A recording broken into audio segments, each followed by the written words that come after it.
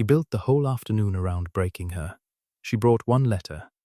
The long gallery at Harkstone Hall had been arranged like a court because the Duke of Harkstone meant it to be one. It was a raw March afternoon in Derbyshire, in the year 1817, and Sebastian Vane had summoned 40 of the finest names in 3 counties to his ancestral seat: magistrates, colonels, a bishop. The hard-eyed matrons, who decided who was received and who was not.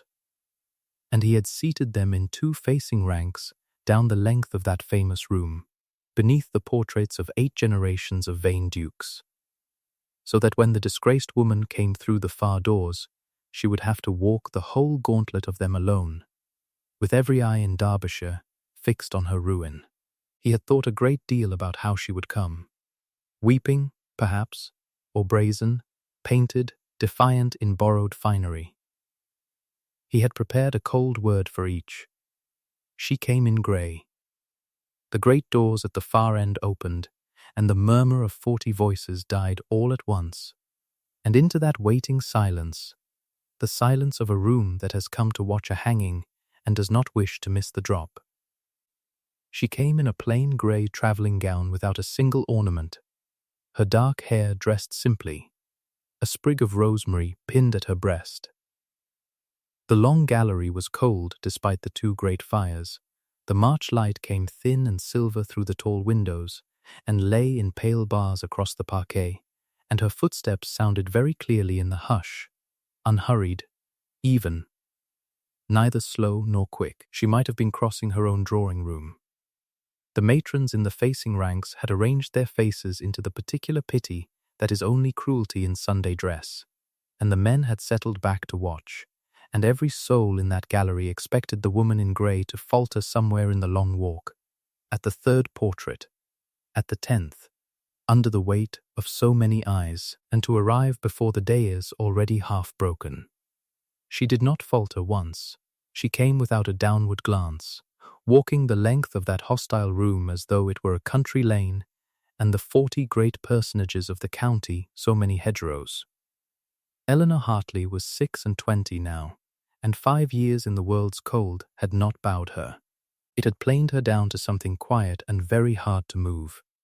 She stopped before the dais where the Duke sat in his mother's own chair of state, and she curtsied, exactly as much as his rank required, and not 1 degree more. And she waited, composed, for the man who had ruined her to begin. "You know why you are here," the Duke said. His voice was low, and he had a voice built for rooms like this. There was a streak of premature grey at one temple that had not been there 5 years before, and his eyes were the pale green of old bottle glass, and they did not quite hold hers. "You presume to return to this county, to this house. I have brought these witnesses so that there can be no doubt, ever again, of what you are.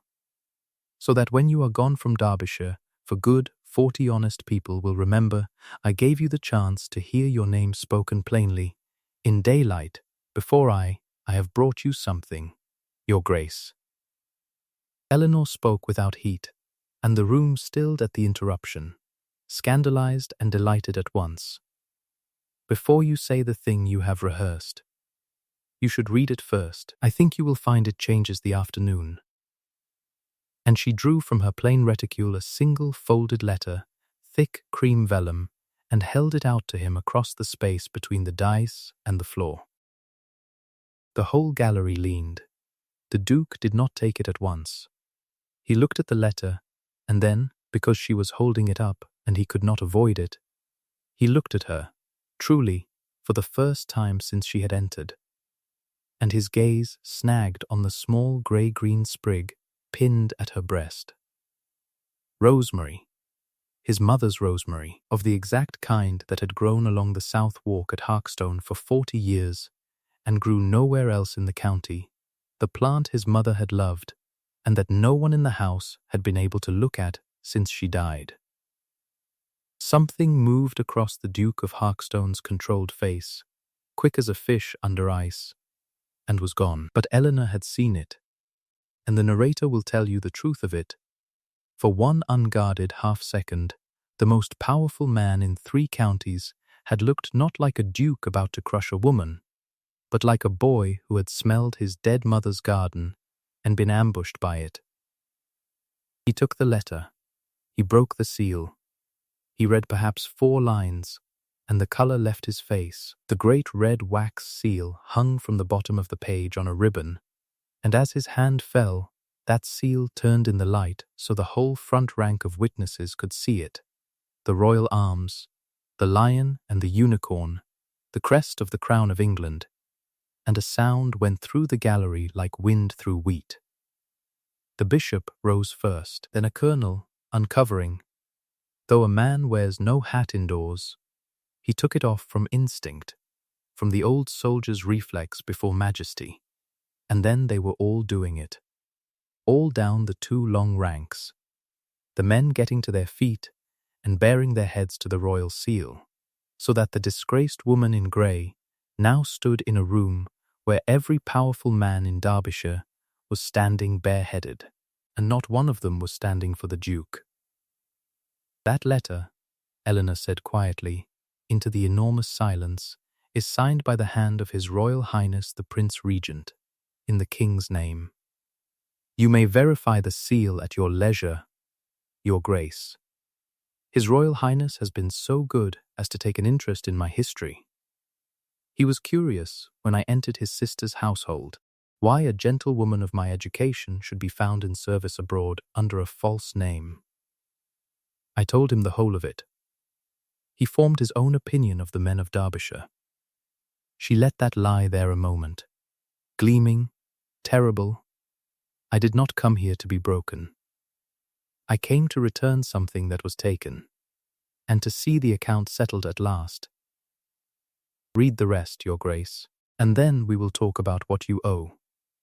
What she had endured to earn that seal, and why she had come home to a house that had cast her out, and what precisely the Duke of Harkstone had done to a girl of 25 years before. None of that did she explain. Then she let the room burn with the not knowing. She had learned, in 5 hard years, exactly how much a silence is worth. He did not read the rest before them all. He was not so far broken as that. The Duke of Harkstone rose, and with a control that cost him visibly, dismissed his 40 witnesses, the audience he had built to destroy her, sent them out murmuring into the March cold, the whole county now carrying a different story than the one he had promised them. And when the great doors had closed and the gallery held only the 2 of them and the 8 generations of painted veins, he turned on her, and the cold mask came back down. "What do you want?" he said. It was not a question. Money, a settlement. Say the sum. You have humiliated me under my own roof. Well done, it was neatly done. I did not think you had it in you. Name your price and go. You did not think I had it in me, Eleanor repeated softly. No, you did not. That was always the trouble, Sebastian. You never once thought I had anything in me at all, until the day your cousin told you I was a thief, and then you found you could believe anything of me in an afternoon. The Christian name landed between them like a dropped glass. She had not called him Sebastian in 5 years. She had not been permitted to. Nothing. Do not, he said, low. Your mother was dying, Eleanor went on, and now the steadiness in her voice was the steadiness of a hand held very still over a wound. I sat with her 4 months. I read to her when the pain would not let her sleep. She called me her last friend in the world. You were away. You were always away those months. You could not bear the sick room. And the night she died, your cousin Crispen came to me in that room before her body was cold and told me the emerald parure was gone from her jewel case, and that a housemaid had seen me at it, and that if I did not leave Harkstone by morning and swear never to speak your name again, he would see me hanged for theft and for hastening a duchess's death with laudanum. Her chin did not tremble, though it cost her. I came to you. I stood in front of you, where I am standing now, near enough. And I told you it was a lie, and I asked you, on everything we had been to each other that winter, to believe me 1 hour. And you looked at me the way you looked at me when I first walked in today, as though I were a stain on your floor. You said, do you remember what you said? Eleanor, his voice had gone to gravel. You said, I should have known what you were the day my mother took a shine to you. Her judgment always was poor in the end. Eleanor's mouth curved, not a smile. I have carried that sentence for 5 years, across 2 countries, through every cold room I slept in. It is a very durable sentence. It wore better than any coat I owned.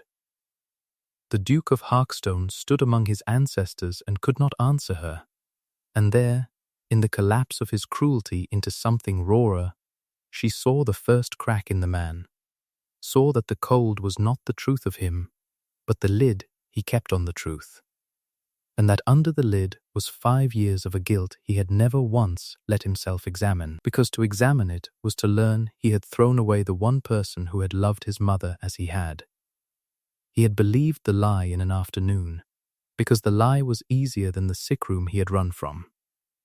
And she, watching him understand that she knew it, understood in turn that she had come home holding 2 weapons, not one, the king's letter, and the far older knowledge of exactly where this man was soft. For she had not always been the woman in grey, and he had not always been the man in the chair of state. There had been a winter, the last one his mother lived to see, and it rose up now in the cold gallery, whether either of them wished it or not. It had snowed for a week without stopping that January of 1812, and the Dowager Duchess had been too ill to leave her rooms, and it had fallen to her companion, a clergyman's orphan of 21 with good French and a low-reading voice, to keep the long nights from swallowing her. Eleanor had brought cuttings of rosemary in from the south walk under the snow, and set them in water on the sill, because the Duchess said the green of it reminded her she was not yet in the ground. And one such night, past 11, the door had opened on a rush of cold air, and Sebastian Vane had come in still in his riding coat, snow melting in his dark hair, having ridden 9 miles in the dark because a groom had sent word his mother was low. You are letting the fire die, Miss Hartley, he had said, gruff, because he did not know how to be in that room, and covered it with fault-finding. Your mother cannot breathe when it is banked high, Eleanor had answered, not rising, not stopping her reading finger on the line. She told me she would rather be a little cold and awake than warm and stifled. If your Grace disagrees, your Grace may take it up with the Duchess. She is still, I am glad to say, entirely herself on the subject of who runs her sick room. From the bed his mother had laughed, a thin thread of a laugh, but a real one, the first in days, and said, You see, Sebastian, she does not curtsy to me, and she will not curtsy to you. It is the only honest thing left in this house. Sit down and stop frightening the girl. He had sat. He had meant to stay a quarter of an hour, and had stayed until the candles guttered, listening to a clergyman's orphan read Cowper aloud, in a voice that did not shake, though her hands were chapped from carrying rosemary through the snow. And somewhere in that long green-smelling night, the Duke of Harkstone had stopped seeing a servant and begun seeing Eleanor, when at last she rose to trim the wick he had risen to, and taken the taper from her, and their hands had not quite touched, and he had said, very low so as not to wake the sleeping Duchess, I do not know how she would have borne this winter without you. I do not know how I would. And Eleanor had looked up at him and answered the only true thing she had, Then do not send me away when it is over, Your Grace. That is all I would ask of you. Whatever comes, do not send me away. He had promised. That was the winter. 4 months later his mother was dead, and he had sent her away in an afternoon, on a liar's word, with a sentence about poor judgment, and both of them stood now in the gallery, remembering the promise and the breaking of it, and neither could look at the other for the weight of it. Before the county's carriages had cleared the Harkstone gates, and before you learn, as the Duke was about to, that the woman in grey held something more dangerous than a royal seal, there was a length of silence in that long gallery in which two people who had wronged and been wronged looked at each other across 5 years, and found the distance had not made either of them stop feeling it. If a story of a reckoning that turns, against all sense, toward mercy is the kind that keeps you listening, stay, what she drew out next was not paper. "Why did you never use it?" the Duke said at last. He had crossed to the tall windows. He could not stand still. 5 years. If you had the regent's ear, you had it long before today. You could have ruined me any month you chose. A word from that quarter and I would have been shunned at every door in England. The Duke who cast out an innocent gentlewoman, who let his mother's companion be driven abroad on a lie. You had that in your hand for years. Why come only now, and why give me even the hour of grace of reading it in private? He turned. You are not behaving like a woman who came for revenge. No, Eleanor agreed. I am not. And here was the thing that blew the afternoon open, the detonation she had been holding beneath the calm. She reached again into the plain reticule, and this time she drew out not the crisp royal vellum, but a worn and folded paper. Soft as cloth from 5 years of being carried. The ink faded, the creases nearly worn through, and the Duke of Harkstone knew that hand across the length of the gallery, knew it the way a man knows his own name. Because it was his mother's. She wrote this the morning of the day she died, Eleanor said, while you were riding somewhere you could bear to be. She made me promise not to give it to you in grief. Because grief, she said, makes a man believe the easiest thing, and she wanted you to have it when you could think. Eleanor's voice finally, at the last, was not quite steady. I could not give it to you at all, after what you said. So I kept it. I told myself I kept it to punish you. I have had 5 years to learn that I kept it because it was the last of her, and because I could not make myself destroy the last true thing she asked of me, even for you, even against you. She held it out, the second letter, the real one. She knew Sebastian, she knew who took the emeralds, she names him in there. She was trying to protect me before she died, and she failed, because I loved you enough to obey her, and not you enough to save myself. Read your mother. Then decide what you owe, and to whom. He crossed the room. He was not breathing well, and when their hands met over that soft worn paper, his fingers closed not on the letter, but, for one instant, over her whole hand, and neither of them moved to end it. They stood in the grey March light with 5 years and a dead woman's letter between their joined hands, and it would have taken nothing, less than nothing, 1/2 step, for the whole ruinous distance to close. She could feel how little it would take, and so could he, and the terrible arithmetic of it held them both fixed where they stood. They were near enough now that she could see the grey at his temple was not grey at all, but a scattering of white, the mark grief leaves, near enough that his voice, when it came, was barely more than breath. Eleanor. Only her name, the whole of it in her name, and the air went out of the great room as though a door had opened somewhere onto a great height. The doors did open. A footman, wretched with the importance of it. Your Grace, Mr. Vane, he has heard. He has come up from the Dower House, and he is quite insistent.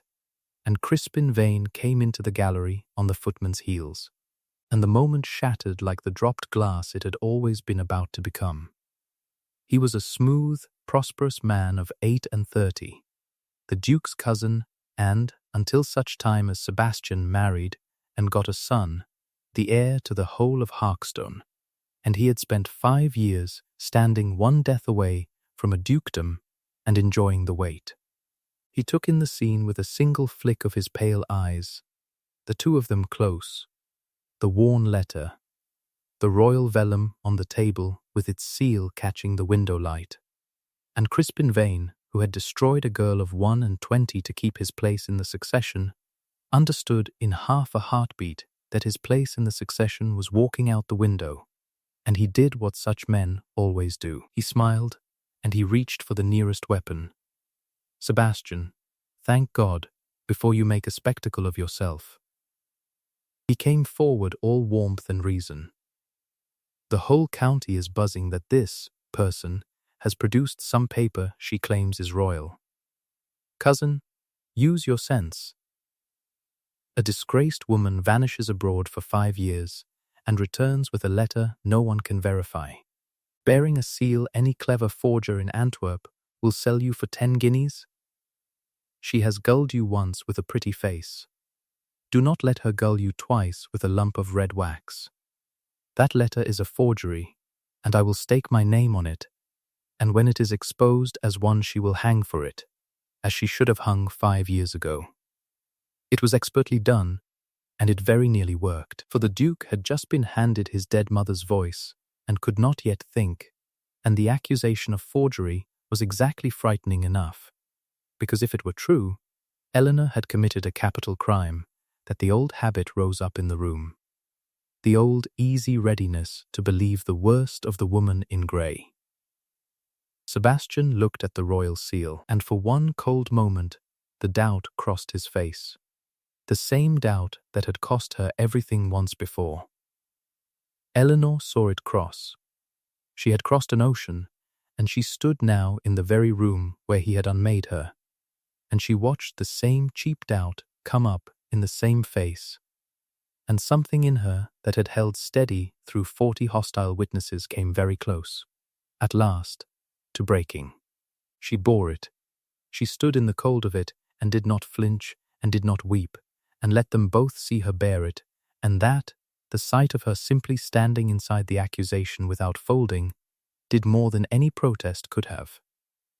"Test it, then," Eleanor said, and her voice was iron. "Send the seal to London tonight. Send it to the Regent's own secretary, whose name is written inside, and who will tell you I sat by His Royal Highness's sister through the spotted fever when her own ladies fled the sick-room, and that the favour in that letter was earned at a bedside, not bought in Antwerp. Test it, Mr.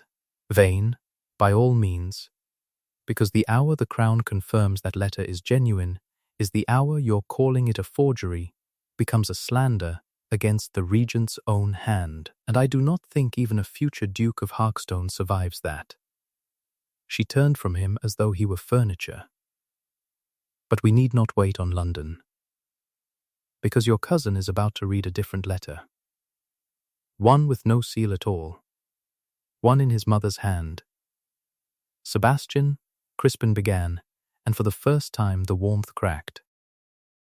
The Duke of Harkstone was already reading, and the room held its breath while a man read his dead mother across 5 years, and when he looked up, the pale bottle-glass eyes had gone to something no one in Derbyshire had ever seen in them. Not cold now, not controlled, but blazing. "She writes," Sebastian said, and his voice was very quiet, which was somehow worse than shouting, that she woke in the night and saw Crispen at her jewel case, that she said nothing, being weak, and watched him take the emeralds and go, that she feared he would lay it at Eleanor's door, Eleanor being the only one who might inherit her regard and thereby threaten his expectations. He lowered the paper. "My mother named you a thief on the morning of her death, cousin, and begged me to protect the girl you meant to destroy. And I," his jaw worked, "I did the opposite, in an afternoon. Because you told me an easier story, and I was a coward who wanted an easy story. That is the raving of a dying woman full of laudanum," Crispen said, but the smoothness was gone. and his eyes had begun to move toward the doors. They did not reach the doors, for the last piece of it walked in on her own 2 feet, old Mrs. Pettifer, the housekeeper who had served the Dowager Duchess 40 years, brought up from the kitchens by the same footman who had learned, as servants always do, exactly which way the wind had turned. She was 70 and frightened, and she loved the dead Duchess more than she feared the living heir. And she stood in the door of the long gallery and said, in a voice that shook and did not stop, "I saw it too, Your Grace.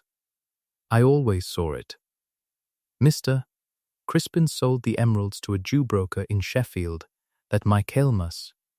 I know because my own nephew drove the gig, and I have been ashamed every day of my life that I held my tongue while that good young woman was sent away. I'll swear it before any magistrate you like. I should have swore it 5 years ago. And that was the moment the account came due. That was the moment the Duke of Harkstone crossed his own gallery, took his cousin by the collar of his fine coat in front of the housekeeper and the footman and the 8 generations of painted veins, and threw open the doors himself. Because outside, in the great hall, a good number of the county's 40 had not yet called for their carriages, being far too curious to leave, and so it was before witnesses after all, exactly as Crispen had once arranged for Eleanor, that Sebastian Vane said, "You will leave this house within the hour. You will sign a full confession before you go, or I will hand my mother's letter and Mrs. Pettifer's oath and the weight of the Crown's interest to the assizes, and you will hang, cousin, on the exact scaffold you built for her. You have until the clock strikes to choose which door you leave by." He released him, "And you will remove your hat in this lady's presence before you go. Every man in this hall already has." The county watched Crispen Vane's hand shake as he took off his hat to the woman in grey. It was Eleanor who ended it, and she ended it not with triumph, but with the thing the whole long afternoon had been aching toward. She stepped past the ruined man, as though he had already ceased to exist, and she went to the Duke, and before all of them she said the words she had crossed an ocean carrying. "Stop. Stop looking as though you must now spend the rest of your life apologizing to me. You cannot give me back the 5 years, and I will not spend the next 5 watching you try. I did not come home to make you grovel, Sebastian. I came home because your mother asked me to bring you her letter when you could think, and because I wanted to look at you once more and know whether there was still a man under the Duke, or whether I had spent 5 years grieving someone who was already gone." Her voice gentled and steadied and became the truest thing in the room. "Tell me plainly, and I will believe you, because I have never once lied to you and I know the sound of it. Is there a man in there still?" And the Duke of Harkstone, before the county that had come to watch him break her, went down on one knee to the disgraced woman in grey. "There is almost nothing left of him," he said, unashamed of the wet on his face, "and what there is yours, and has been since the winter you read to my mother in the dark. I have no right to ask you for a single thing. So, I will not ask. I will only tell you the true sentence, the one I should have said 5 years ago, and was too great a coward to say. I know exactly what you are. Eleanor Hartley. I always did. You are the best thing my mother ever brought into this house, and the worst day of my life was the day I let a liar tell me otherwise, and if you leave Derbyshire tonight I will deserve it, and I will never stop being sorry, and if you stay, his voice failed him. If you stay, I will spend what is left of me being worth the letter you carried and never used." The kiss, when she crossed the last of the distance and gave it to him, was brief, and it broke something open in her that 5 years of cold had frozen shut, the plain astonishment of being known, at last, by the one man who had every reason not to look, and had, once, in the worst hour, chosen not to. She had come home with the power to ruin him. She spent it, instead, on this. By the following spring the rosemary was growing again along the south walk at Harkstone, because the new Duchess had ordered the whole hedge cut back, and fed and tended, and it came in thick and grey-green and fragrant. And the house that had not been able to look at it for 5 years now took its Sunday walks there on purpose. Eleanor, the Duchess of Harkstone now, received at every door in 3 counties that had once watched her walk a gauntlet, and received, when she chose to go, at a rather grander door in London, under a seal she had earned at a sick-bed, kept the 2 letters together in a small rosewood box on the writing table, the royal vellum with its lion and unicorn, and beneath it, always beneath it, the soft worn paper in a dead woman's hand. She valued the second more. She had learned which kind of favour lasts. Crispen Vane signed his confession before the clock struck, and chose the quiet door, and took a modest passage to Canada with a modest allowance the Duke had no legal duty to grant him, and granted anyway, for his mother's sake, on the sole condition that the man never again set foot in England, and the last anyone in Derbyshire heard, he was keeping accounts for a timber concern in Montreal, hatless in the cold, one death further than ever from a dukedom that would now, God willing, pass to a child of Eleanor's own.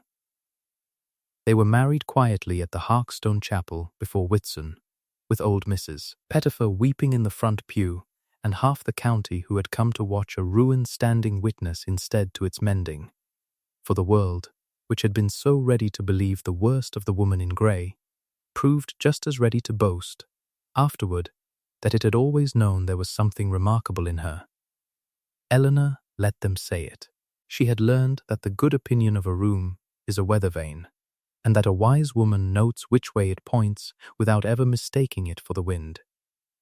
What she trusted instead were the smaller things, the seat at the long table that was empty and was now full, the way the Duke no longer rode 9 miles into the dark to escape a house, because the house had become a place he could bear to be. The sound of his step slowing, every single evening, at the door of the room that had once been his mother's, and was now her morning parlour, as though he still could not quite believe he was permitted to find her there. That was the spring, too, that Sebastian found her one bright morning on the south walk, with a sprig of his mother's rosemary, turning in her fingers. And he did not speak, and neither did she. He only took the sprig, and pinned it at her breast where it had been the day she walked into his gallery to hand him the letter that saved them both, and folded her hand in his among the grey-green fragrance his mother had loved. And the Duke and Duchess of Harkstone stood a long while in the garden of the dead, in the warm remembering light, and were, for the first time in the tale, and for a great many quiet years after it, entirely at peace.